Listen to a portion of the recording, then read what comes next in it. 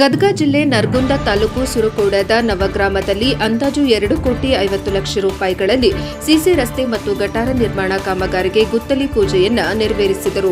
ಹೌದು, ನರಗುಂದ ತಾಲೂಕಿನ ಸುರಕೋಡ ನವಗ್ರಾಮದಲ್ಲಿ ಇಂದು ಲೋಕೋಪಯೋಗಿ ಇಲಾಖೆಯ ಜಿಲ್ಲಾ ಮುಖ್ಯ ರಸ್ತೆ ಸುಧಾರಣೆ ಅಡಿಯಲ್ಲಿ ಅಂದಾಜು 2,50,00,000 ರೂಪಾಯಿಗಳ ಅನುದಾನದಲ್ಲಿ ಸಿಸಿ ರಸ್ತೆ ಹಾಗೂ ಗಟಾರ ನಿರ್ಮಾಣ ಕಾಮಗಾರಿಯ ಗುದ್ದಲಿ ಪೂಜೆ ಕಾರ್ಯಕ್ರಮ ನೆರವೇರಿಸಿದರು. ಈ ಸಂದರ್ಭದಲ್ಲಿ ಮಾತನಾಡಿದ ಎಸ್ಕೆ ಪಾಟೀಲ್, ನಮ್ಮ ನರಗುಂದ ತಾಲೂಕು ಶಾಸಕರಾದ ಸಿಸಿ ಪಾಟೀಲ್ ಅವರು ಕಾಮಗಾರಿ ಗುದ್ದಲಿ ಪೂಜೆ ನೆರವೇರಿಸಬೇಕಾಗಿತ್ತು. ಆದರೆ ಅನಿವಾರ್ಯ ಕಾರಣಗಳಿಂದ ಅವರು ಬರಲು ಆಗಿಲ್ಲ. ಅವರ ಅನುಪಸ್ಥಿತಿಯಲ್ಲಿ ನಾವು ಗುದ್ದಲಿ ಪೂಜೆ ಮಾಡಿದ್ದೇವೆ. ಮಾನ್ಯ ಶಾಸಕರು ಮುಂದೆ ಕಾಮಗಾರಿ ಪ್ರಾರಂಭವಾದ ಮೇಲೆ ಅವರು ಒಮ್ಮೆ ಬಂದು ಹೋಗುವುದಾಗಿ ಭರವಸೆ ನೀಡಿದ್ದಾರೆ.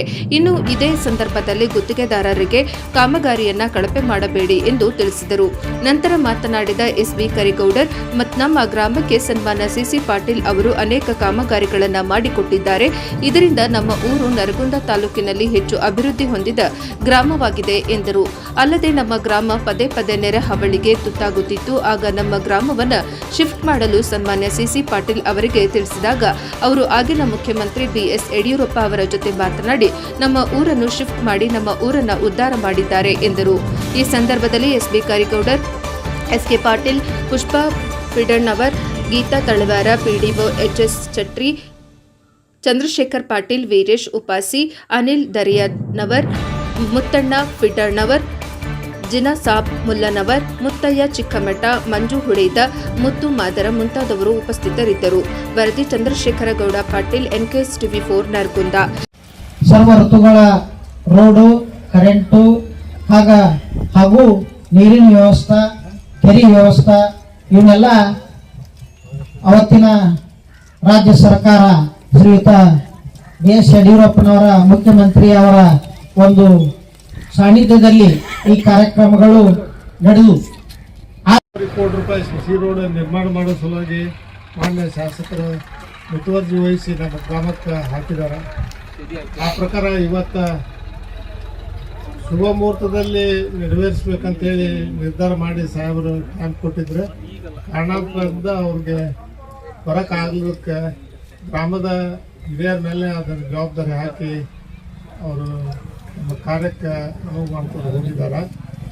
ಆ ಕಾರಣಕ್ಕೆ ಇನ್ನೊಂದು ದಿನ ನಮ್ಮ ಗ್ರಾಮಕ್ಕೆ ಬಂದ ಈ ಅಭಿವೃದ್ಧಿ ಕೆಲಸ ನಡೆಯುವ ಪೂರ್ವದಲ್ಲಿ ಕಾರ್ಯ ಪ್ರಾರಂಭ ಆಗುವಾಗ ಕನಿಷ್ಠ ಪಕ್ಷ ಆ ದಿನನ ಸಾಹೇಬ್ ಕರೆಸ್ಕೊಂಡು ಇದನ್ನ ಅವರ ನೇತೃತ್ವದೊಳಗೆ ಅವರ ಉಸ್ತುವಾರಿ ಒಳಗೆ ಕಾರ್ಯ ನಡೀಲಿ ಅಂತೇಳಿ ನನ್ನ ಸ್ವಂತ ಅಭಿಪ್ರಾಯ.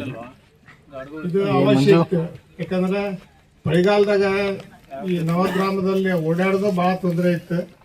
ಅಂಥದ್ರೊಳಗೆ ಏನು ನಮ್ಮ ಗ್ರಾಮ ಸುರಕೋಡ ಗ್ರಾಮಕ್ಕೆ ವಿಶೇಷ ಕಾಳಜಿ ವಹಿಸಿ ಯಾವಾಗಿದ್ರೂ ಅದನ್ನು ಶಾಸಕರೇ ಪ್ರಾರಂಭದಿಂದ ಹಿಡ್ಕೊಂಡು ನವಗ್ರಾಮ ನಿರ್ಮಾಣದಿಂದ ಹಿಡ್ಕೊಂಡು ಈ ನಮ್ಮ ಗ್ರಾಮಕ್ಕೆ ಹೆಚ್ಚಿನ ಅನುದಾನ ಕೊಟ್ಟು ಅಭಿವೃದ್ಧಿ ಕೆಲಸ ಮಾಡ್ಯಾರ.